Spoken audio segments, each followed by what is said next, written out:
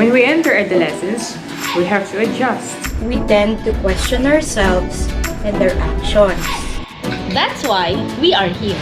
We will share our experience. Give tips based on it. And guide you in problems in this stage of life. Welcome to Science and Race sa 2.0. Your improvement partner.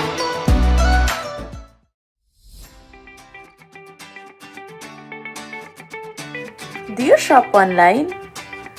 Well, do you think your online shopping gets a little crazy? I guess that's why you're here.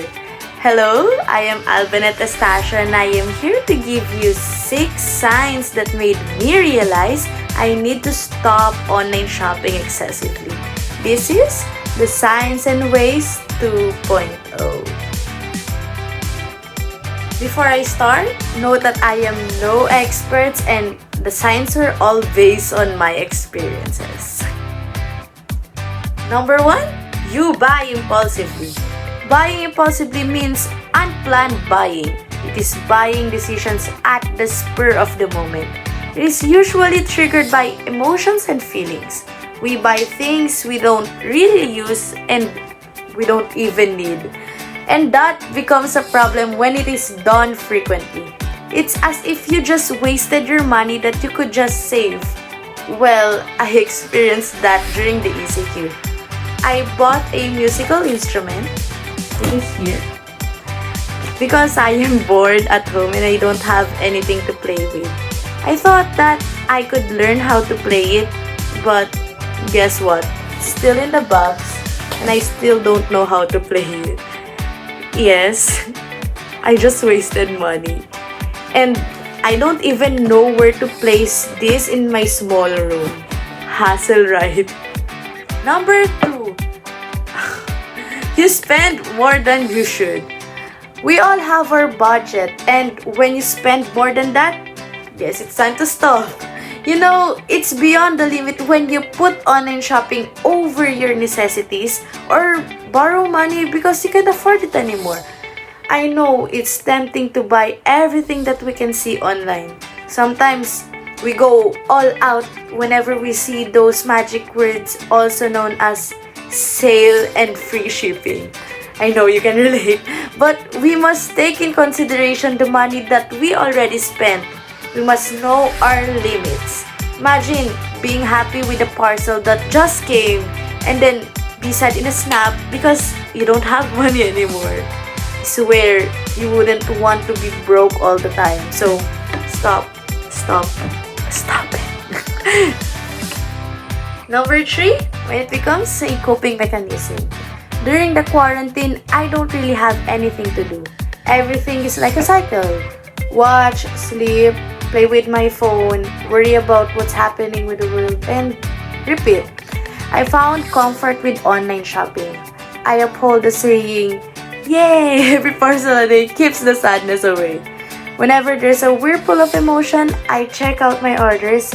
I'd feel better and do the same thing whenever I feel sad again. There I realized that I depend on online shopping so much. I realized I need to stop shopping when the only thing that can get me by the day is online shopping. When I labeled it as self-care and relied into it in order to be happy and lessen my stress and worries. There's nothing wrong with buying to make yourself happy. You deserve it. But when you fully depend your happiness on it, that's when you need to stop. Number 4. You buy when you're happy and do the same when you're sad. We are used to reward system and it is a very good motivation. It works with me. We give our best in order to get the reward. However, online shopping could also be a very good way to cheer ourselves up in sad situations. But when we do it at the same time, we tend to confuse our minds whether we deserve it or not. We just make reasons to convince ourselves that we can buy something online. I myself actually experience it nowadays. I tell myself that I deserve to shop online just because I did something productive. Then a few days later, I feel so sad, so I cheer myself up by ordering online.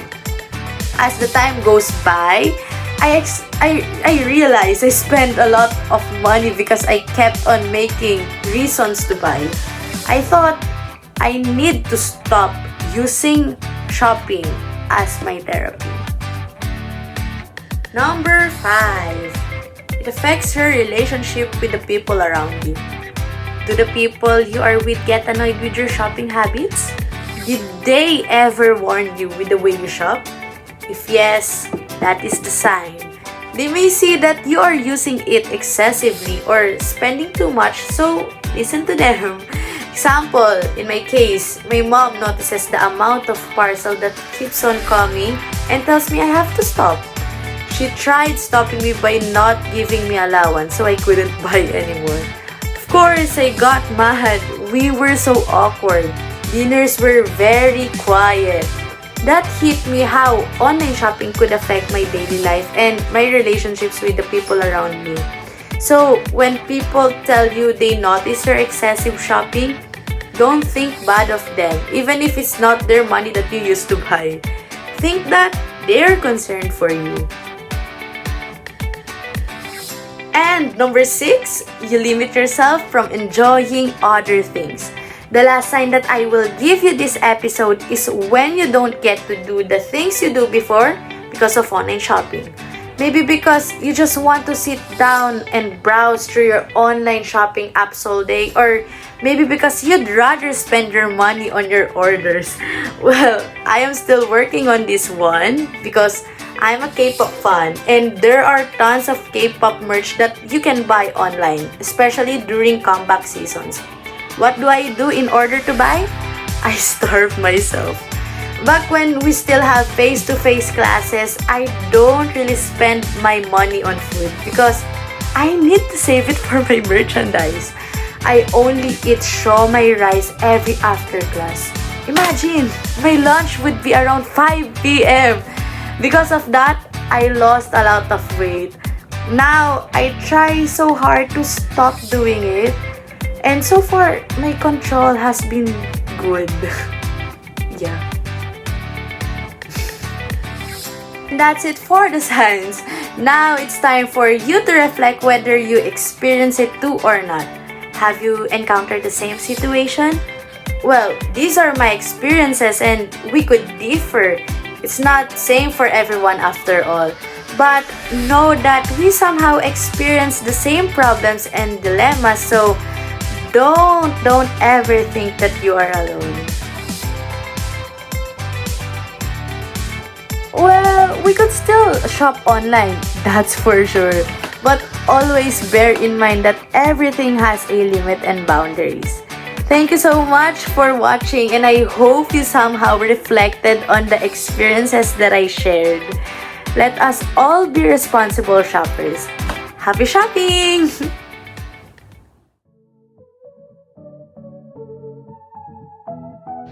Hey homies! If all of the signs mentioned earlier are the things you can relate with, maybe we could do something about it.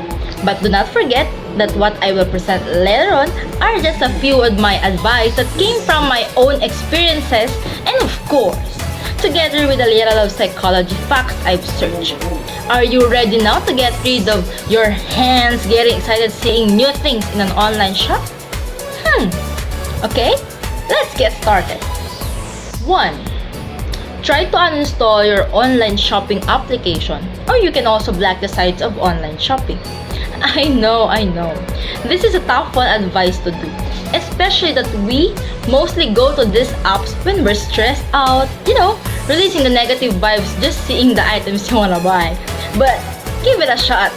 If this will be so hard for you and you cannot resist your temptation, it's alright. We are still on the first step. If this will not be effective to you, maybe the next ones will be the solution. 2. Bring your own entertainment. Of course, except for online shopping. As we all know that it is our way to relax, there are other options you could consider to divert your attention. So as for tip number 2, always have some other form of entertainment with you. Find a new hobby. It could be watching movies, reading a book, playing online games, and the like. but not online shopping application, for God's sake. 3. Consider your new reality. Reality is, yes, we can buy the things we want, but not the things we need. When the crisis comes, we do not have money to spend. So much buying could blow up your budget or worse, racking up your debts. Now, realizing this, consider that saving is essential than spending. So when we badly need money, we do not need to rely on others and borrow some, for we can give solutions to our own problems. 4. Every time you buy something new, always consider either donating or reselling. Think about the new pair of shoes. Do you really need that? How about that great new shirt? If the answer is yes, then what are the things that you are ready to let go?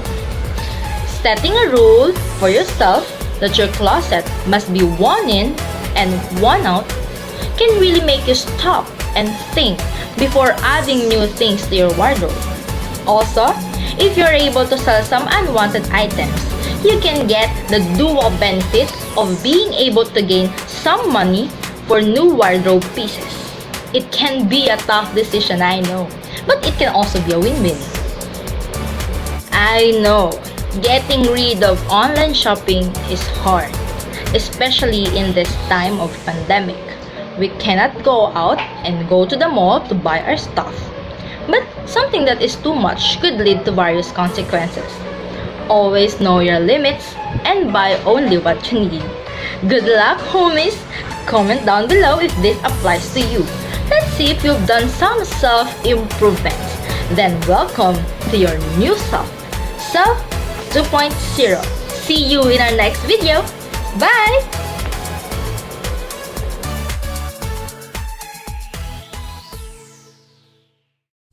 Thank you. Thank you. Thank you. Thank you. Thank you. Thank you.